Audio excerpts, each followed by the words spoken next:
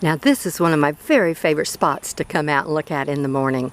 This is a mass planting of the blue and white walking iris, Neo-America gracchalis or Trimisia. Hi, I'm Elise. I'm glad you stopped by. I'm in Zone 9B. So let me share with you this great plant in case you want to add this to your landscape. Now most of these are in pots, some are in the ground. You can grow them in pots, containers with other plants. You can put them in the ground.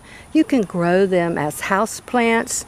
You can grow them on your patios, on your porches. They are tropical, but they will grow up to about Zone 8, and then you can overwinter them.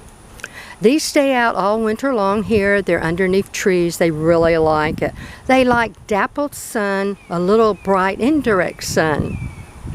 Now this particular mass planting has been blooming for almost 4 months. I am so happy with them. Smells great. Smells great. Okay, common names. Poor man's orchid, because it looks like an orchid.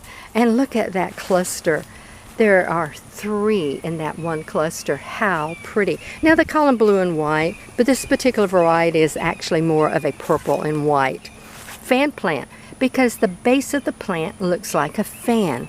Apostle plant, because somebody had a variety at one time that said it took 13 leaves before it would bloom. That does not apply to this particular variety. I have seen this particular variety set blooms in as little as 5 or 6 leaves. Walking iris, because after the blooms finish and the blooms die back, the plant will start setting a plantlet. And this is a young plantlet.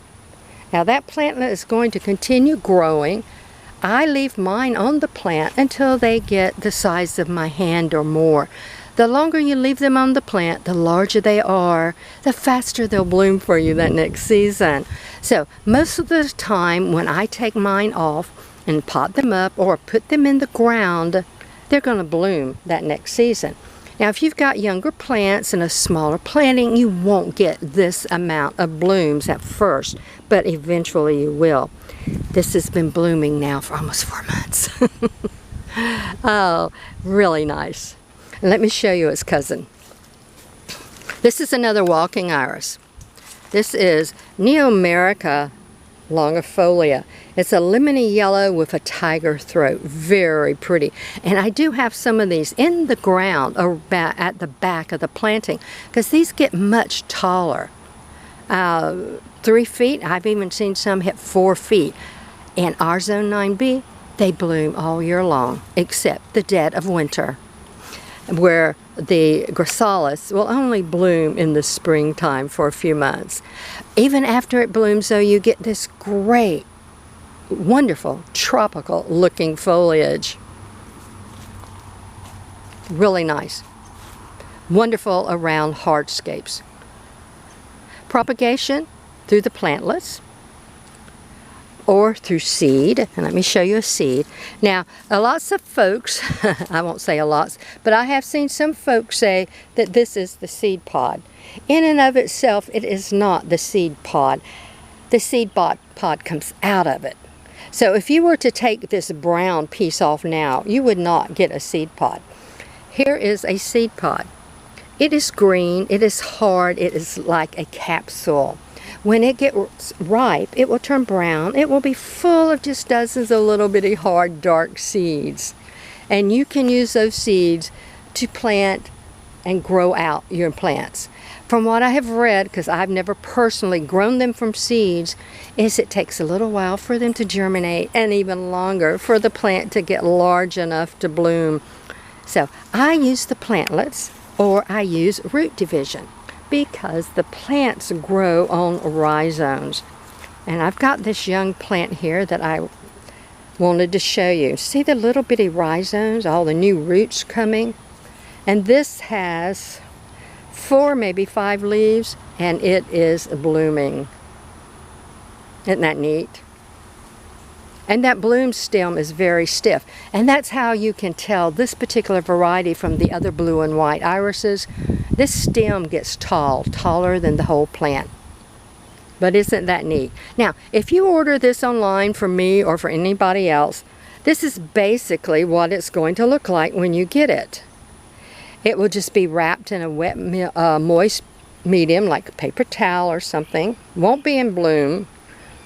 And so you unwrap it when you get it, and you put that base end down into your soil, either in a pot or in the ground, depending upon your planting zone. If you don't have time to go out and plant it right at that moment, just put it in a little bit of water, just enough water to cover the rhizome up. And it will continue water rooting, and that will hold it over for you a day or two until you can get it planted. Very easy. Wonderful plant. Smells great. Did I tell you it smells great? And here is one bending over now, because after that bloom is gone, it's going to start setting a plantlet on rhizomes or seeds or by plantlets. Easy to propagate. Looks great around hardscapes. Looks great paired with taller yellow based plants, coral based plants, even red, anything that you want to pair it with. It is not edible. It is not medicinal. Although I did read that there are a few irises that might have some medicinal properties, but you really have to pay attention because all of them do not, and some of them can make you sick. Isn't this gorgeous?